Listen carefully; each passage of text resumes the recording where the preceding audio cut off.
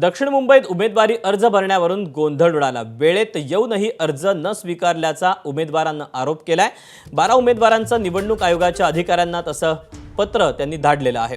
निवडणूक आयोगाच्या कार्यालयात या नाराज उमेदवारांनी ठिय्या देखील मांडला।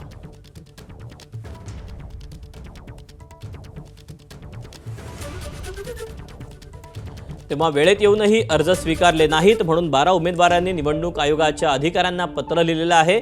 या सगळ्याबाबत त्यांनी गोंधळ देखील घातलेला होता आणि आपला अर्ज स्वीकारावा अशी मागणी देखील यावेळेला केलेली होती। आता त्यांच्या या पत्रावर काय नेमकं उत्तर दिलं जातं निवडणूक आयोगाकडून हे पाहणं आता तितकंच महत्त्वाचं ठरणार आहे।